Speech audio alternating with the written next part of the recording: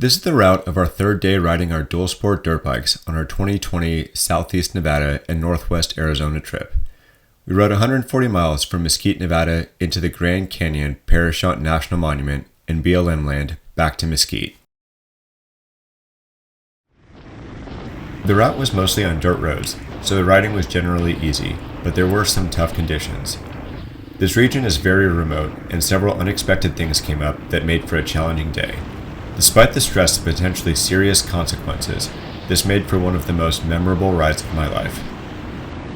We left our Airbnb in Mesquite and rode through town to the trail starting at White Rock Road, which was flat and well-traveled. Earlier that day, we needed to buy some things at the local motorcycle shop and clean air filters. This caused us to get a late start, which wasn't ideal considering the long ride ahead. I knew when we left we would be getting back late, even if no other problems came up. When we got to the base of the Virgin Mountains, the road became more fun and scenic. This video was recorded in 2020, and this trip was my first attempt at creating longer videos of dirt bike rides. I decided to re-edit my original video since this ride was so memorable and thought many things could be improved. I've learned a lot since then that makes my videos better, but still have a lot more to learn. The wind noise and dust on the GoPro lens are two things I realized needed to be dealt with in the videos I made later. Despite that, this video shows a very scenic and fun off-road route that I like sharing with friends and others that enjoy these types of rides.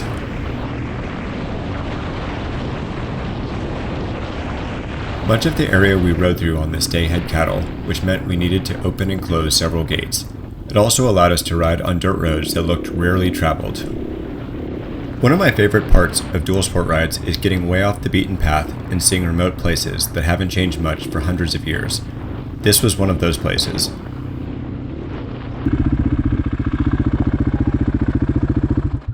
You good? I think the weight of this, Yeah. You can see how it's like kind of buckling. Yeah. And I think what happened is it came down and it just ripped my whole license plate and everything. I was hoping to get the license plate, but Oh yeah. Is it back that you see it? I don't know. He said he was looking for it. But... Okay. Rusty told me getting a license plate for his particular bike had been a long, painful process, so Rusty and Bobby looked quite a while for the plate that was torn off, but couldn't find it. The next day, Rusty rode back out here to look for it more, but again, couldn't find it.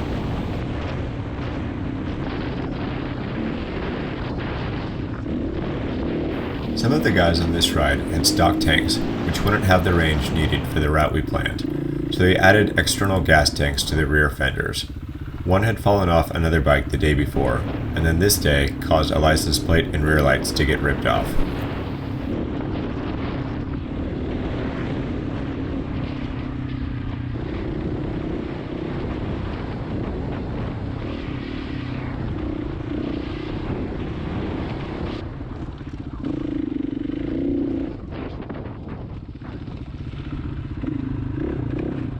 Bobby had a little crash here, so we stopped a few minutes for him to adjust the bike.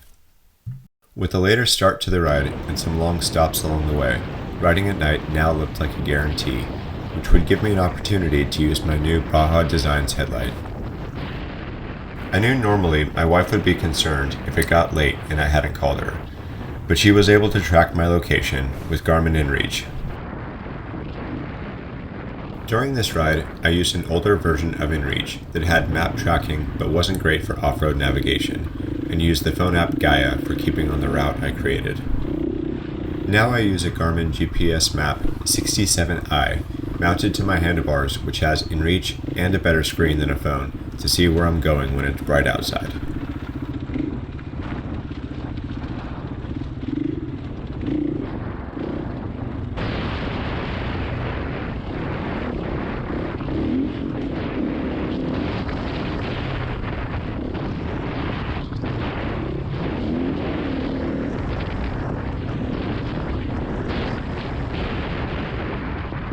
We got off the trail for what I thought was a shortcut through the wash.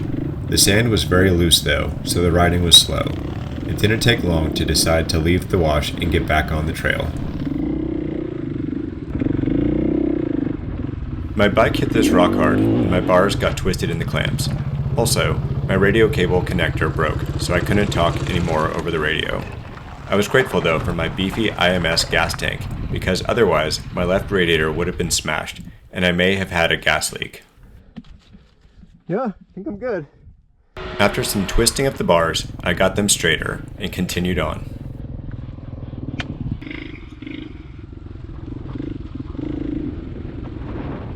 During this trip, we used VHF radios for the first time while riding, which overall was helpful in communication. Even if I couldn't hear what was said, I could tell when someone needed to tell me something. After my crash in the wash ripped my rugged radio push-to-talk button, I could still hear the radio, but lost my ability to respond.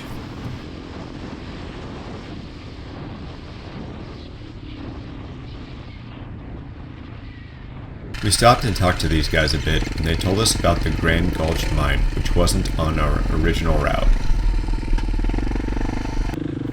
The ambient temperature was in the 90s, and shade was hard to find, so we stopped here for lunch.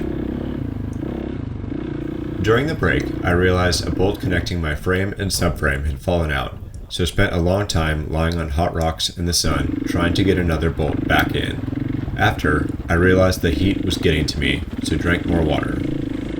I started the day with 2 full 3-liter hydration bladders. One hadn't been used for a while, so I rinsed it and thought it was clean. I use the other bladder often for riding my mountain bike and dirt bike. When we stopped here, I finished the first bladder of water, then connected my other hydration bladder that I hadn't used for a while to my drinking tube, but quickly realized it had mold in it. Feeling off and having symptoms of heat exhaustion, and knowing I needed water, I still sipped on my moldy water, but started feeling a bit sick to my stomach, so decided to stop drinking water, ride more slowly, and try to cool off when I could. For me, this is when the ride shifted away from fun and became a serious task of making it back to Mesquite. With the way I was feeling, I knew my dehydration would only get worse as the day went on with no more clean water to drink. We had traveled 50 miles and had about 105 miles left on our route. During the lunch break, we looked at the map and had 3 options. First, we could continue as planned, but I was concerned about the way I was feeling. Rusty also had lost some of his gas from his external tank, so it was likely he may not have enough gas to get back. Another option was just returning back the way we came, which would be the quickest, but I wanted to see the area that we hadn't ridden yet. I also felt bad about having the rest of the group miss out on seeing new trails. While riding up Grand Gulch Canyon, which was fairly rocky, I fell a couple times, which certainly didn't help me feel any better. The last option was found after studying our maps. An unmarked trail would maintain much of our planned route, but take off about 15 miles. This was the option we chose, but it meant we still had 90 miles left to ride. Once we got to the Grand Gulch mine, I stripped down to my riding shorts and lied down on a section of cool concrete under a shady tree to cool off. The other guys looked around the mine during this time. After about 20 minutes, I felt a little more like myself and felt the symptoms of heat exhaustion had subsided. I walked around the mine for a bit also. In 1871, Paiutes discovered copper deposits in this area and provided the location to the residents of St. George, Utah. Soon after, mining began. Over the next several decades, the mine changed ownership a few times, shut down twice, and encountered many challenges due to this remote location. During World War I, the demand for copper was very high, which led to the mine's busiest and most successful years. After the war, the mine was shut down again. The mine reopened in the 1940s, but shut down for good in the 1960s.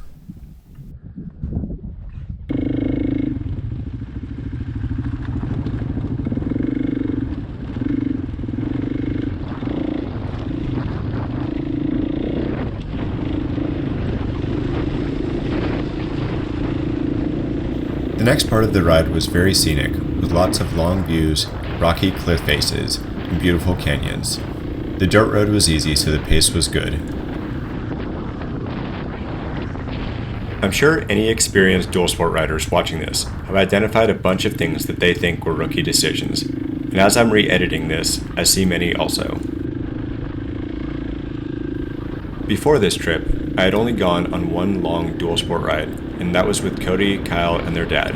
That ride was 12 years before this one, and was full of even more bike problems and other issues, like riding at night without a functioning headlight, losing my wallet and somewhat useless GPS, getting pulled over by a cop and a couple guys getting tickets, navigation issues from using mostly paper maps, and riding on slick, icy trails.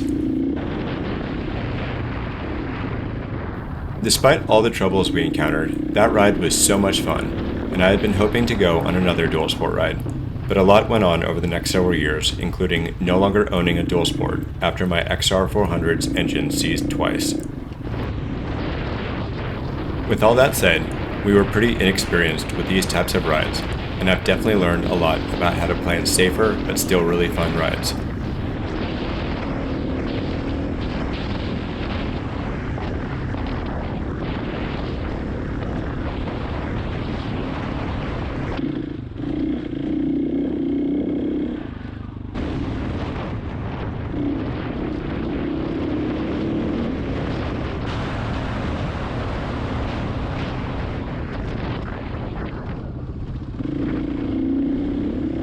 This section of the ride was the easiest. With lots of wind blowing by me, cooling me off, I felt better than I had at the Grand Gulch Canyon and started having more fun.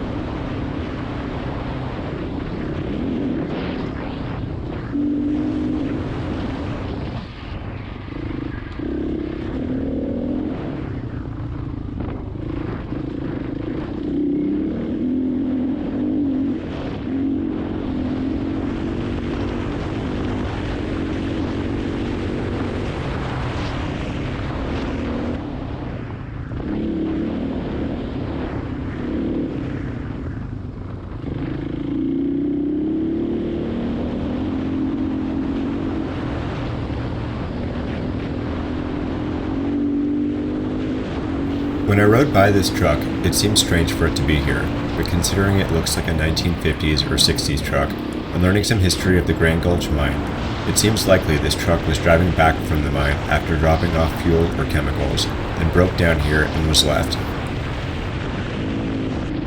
Most cows we encountered ran off when we rode up, but this one stood its ground, staring at me, making me think it might charge.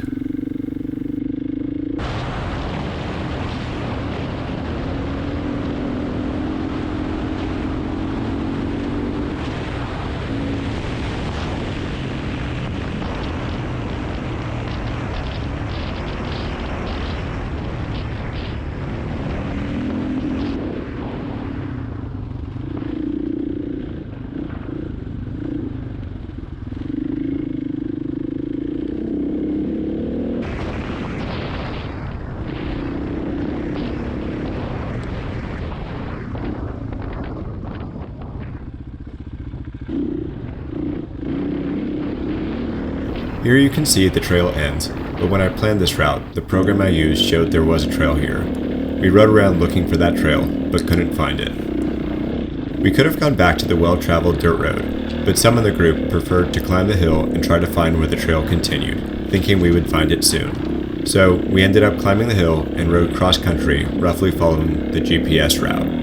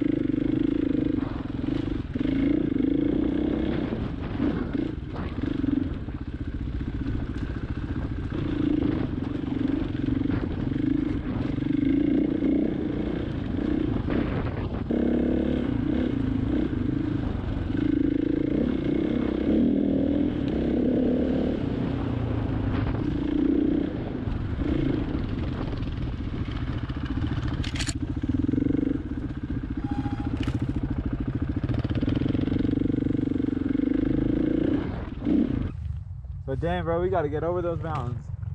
Yep. It's gonna be an epic night. I know. The longer we traveled without getting back on a trail, the more nervous I was. I had planned the route, so it was my responsibility to get us back, but I couldn't tell how much longer we would be riding through ravines, maintaining a slow pace. This looks promising.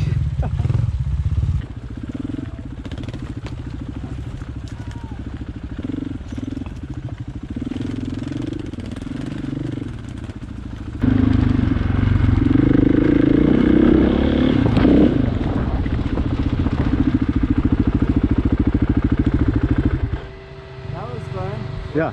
We're almost there. Yeah. I mean, to the road at least. It was a big relief to get back on a trail, but I was concerned there may be more sections ahead on our route where the trail disappeared, because some of us were getting very low on fuel and the slower pace would accelerate the consumption rate. I had 1.5 gallons of gas on the back of my bike that I later gave to Rusty after his low fuel light had been on for quite a while.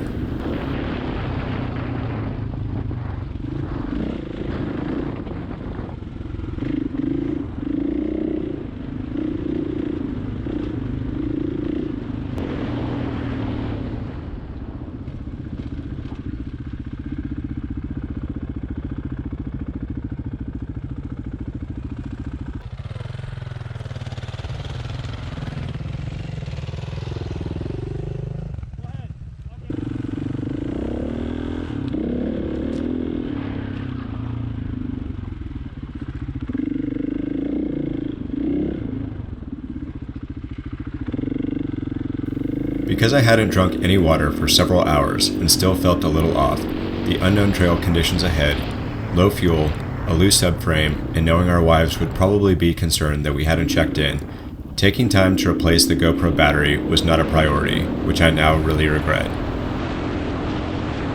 Once we were back on the pavement outside Mesquite, Bobby caught a couple videos of us heading back into town.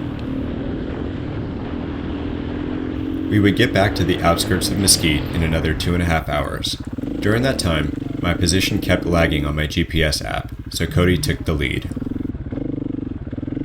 After I stopped looking at my phone and just followed Cody in the trail, I realized my phone had fallen out of the mount after a long, steep, rocky descent. I rode back and looked for it for about 15 minutes, but with it being an old phone, I gave up the search and rode on.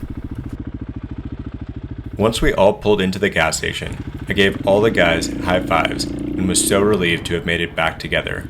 We bought a couple frozen pizzas from the gas station for dinner because everything else was closed, and headed back to our Airbnb. The next day, we would spend the final day of our trip riding back to Caliente, Nevada, but I would have a substantial bike problem along the way that thankfully didn't develop on this day while we were bushwhacking through cow trails. Definitely an incredible day of riding, full of emotions, beautiful landscapes, lessons learned, and unforgettable times with friends.